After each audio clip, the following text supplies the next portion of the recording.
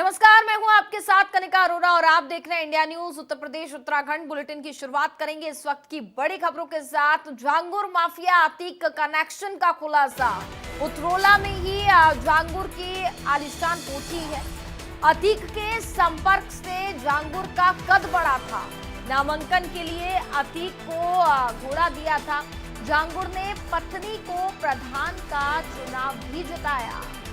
तो बड़ी जानकारी आप तक पहुंचा रहे हैं। लगातार उसमें कई कनेक्शंस यहां पर सामने आ रहे हैं। तो बड़ी जानकारी आप तक पहुंचा रहे हैं। झांगुर माफिया अतीक कनेक्शन का खुलासा यहां पर आया है। अतीक ने 2014 में लोकसभा चुनाव लड़ा था। उतरोला में ही बताया जा रहा है कि झांगुर की आलिशान कोठी थी। अतीक के संपर्क से बड़ा था झांगुर का कद।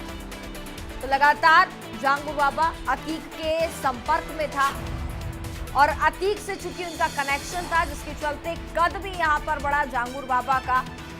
तो लगातार कई कनेक्शन यहां पर सामने आ रहे हैं। लगातार कई खुलासे यहां पर हो रहे हैं।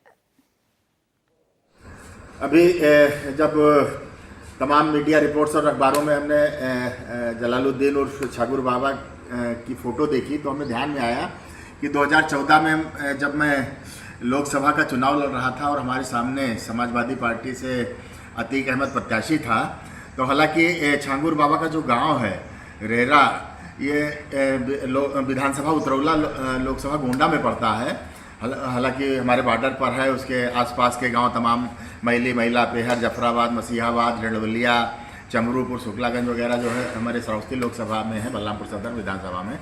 तो ये लोगों ने बताया कि जो है अपने क्षेत्र में प्रचार प्रसार न करके बड़े माफिया अतीक अहमद के साथ जो है चुनाव में पूरी तरह से इंगेज था। कई जगह मंच भी साझा किया और ख़ास तौर से जो है मुस्लिम बाहुल क्षेत्रों में जो है अतीक अहमद के प्रचार प्रसार का पूरा जिम्मा इसने ले रखा था।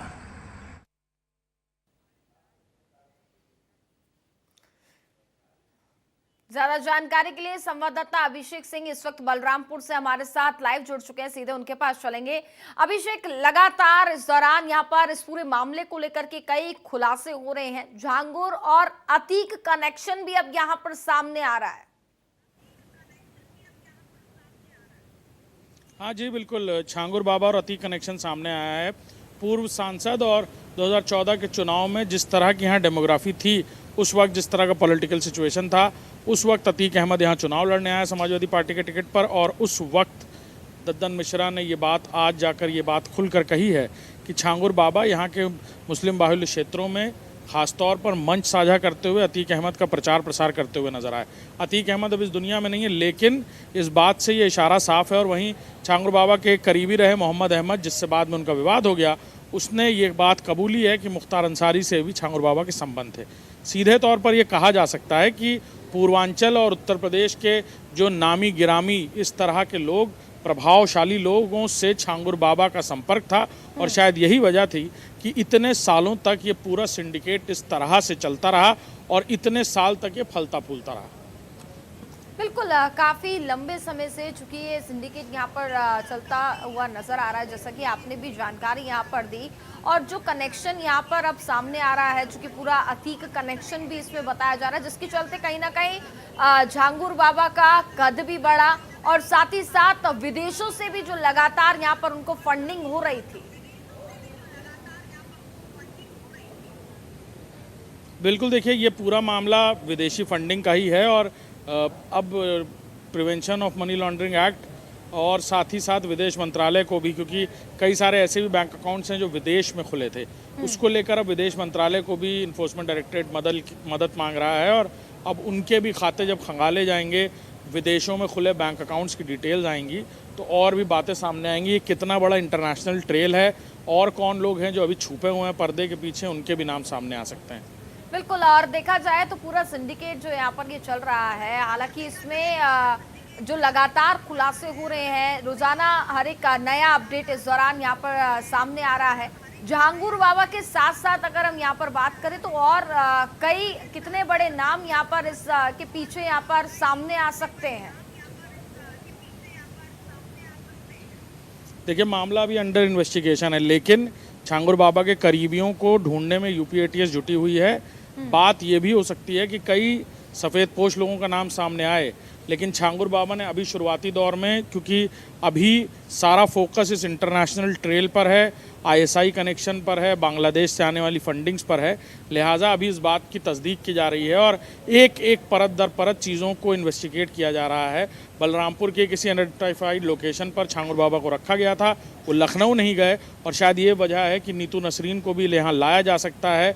किस तरह यहाँ डेमोग्राफी बदली जा रही थी, किस तरह से लोगों से संपर्क किया जाता था और क्या इसकी कोई बाकायदा इंटरनेशनल ट्रेनिंग हो रही थी, ये वो बातें हैं जो अब जांच का विषय बनी हुई हैं। बिल्कुल, और कितनी संपत्तियां, साथ ही साथ कितनी फंडिंग यहाँ पर हुई, क्या खातों को पूरा यहाँ पर खंगाला गया अभी तक?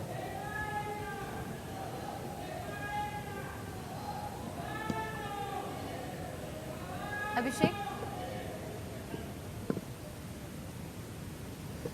चलिए बाद में दोबारा संपर्क करने की कोशिश करेंगे। फिलहाल बहुत बहुत धन्यवाद आपका तमाम जानकारी हम तक पहुंचाने की। तो लगातार यहाँ पर झांगुर बाबा केस में कई नए कनेक्शंस सामने आ रहे हैं, पर दर परत यहाँ पर नए खुलासे हो रहे हैं। अतीक अहमद के साथ ये पूरा कनेक्शन यहाँ पर सामने आया है।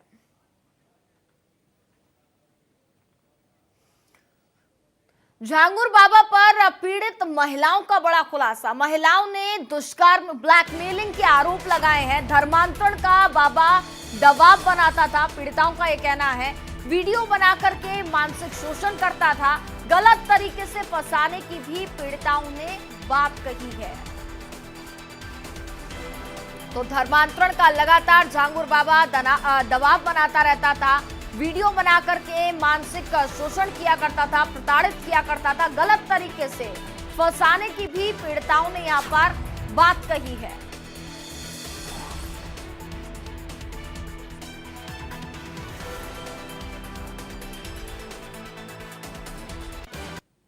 जिनकी घर वापसी हुई थी, अपने धर्म में वापस आई थी 3 तारीख को, और इनके साथ किस तरीके की परिस्थितियां बनी हैं, इनको दबाव में लिया जा रहा, धमकियां दी जा रही हैं। आज यहां कार्यालय पे आए हैं गोपाल राय जी के साथ। क्या समस्याएं आपके सामने आई?